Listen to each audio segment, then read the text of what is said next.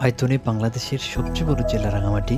প্রাকৃতিক সৌন্দর্যের এই জেলা বৈচিত্র্য, পাহাড় পর্বত ইত্যাদি পরিচিত পেয়েছে যুগের রানী হিসেবে।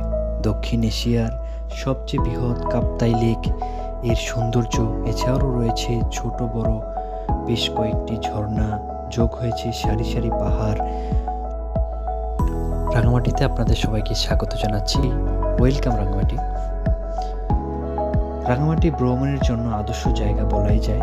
হাতে একদিন সময় নিয়ে যারা রাঙামাটি ঘুরতে আসতে চাই, আমার মতো বেশ কয়েকটি সৌন্দর্যপূর্ণ জায়গা রয়েছে, তার মধ্যে টুকটাক কয়েক আপনাদের সঙ্গে শেয়ার করব। আমরা বাসে করে সায়দাবাদ থেকে উঠেছিলাম রাঙামাটির উদ্দেশ্যে। আমাদের গন্তব্যস্থল হচ্ছে রাঙামাটি। একমাত্র বাসে যোগেই রাঙামাটি যাওয়া সম্ভব। আমরা বেশ কয়েকটি স্পট করব, তার ভিতরে একটি হচ্ছে আদিবাসী রাঙামাটি রিজার্ভ বাজার সংলগ্ন ঘাট হতে ট্রলার ভাড়া করে আমরা বেশ কয়েকটি উল্লেখযোগ্য স্পট করব। তার মধ্যে হচ্ছে একটি হচ্ছে কাপ্তাই লেক, রাজবাড়ি বড় বিহার, বড় বৌদ্ধ মূর্তি, আদিবাসী গ্রাম, সুবলং ঝর্ণা, বৃহৎ ঝুলন্ত ব্রিজ।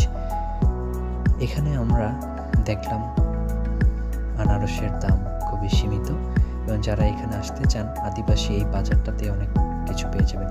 বেশিরভাগ ভ্রমণ পিপাসুরাই বর্ষাকালে এই কাপ্তাই লেক রাঙামাটিতে ঘুরতে আসেন, এবং এই বর্ষাকালে তাদের অপরূপ সৌন্দর্য ফুটিয়ে তোলে ভ্রমণ পিপাসুদের মাঝে। তাই এছাড়াও ভ্রমণ পিপাসুরা নৌকা দিয়ে ভ্রমণ করতে খুব পছন্দ করেন। বর্ষাকালে কাপ্তাই লেকের ভিতরে অপরূপ সৌন্দর্য ফুটে ওঠে। বিকালের পরন্ত বিকেলে সূর্য যখন অস্ত যায়, তখন এক প্রকৃতির অসম্ভব মনোমুগ্ধকর সৌন্দর্য ভ্রমণ পিপাসুদের।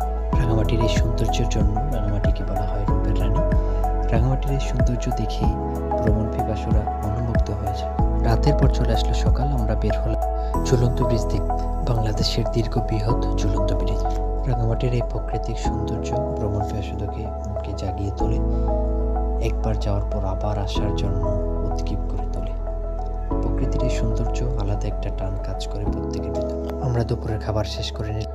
আমরা এখন ঘুরবো রাঙামাটির ঐতিহাসিক একটি এই লাভ পয়েন্ট ভালোবাসার স্মারক বহন করে।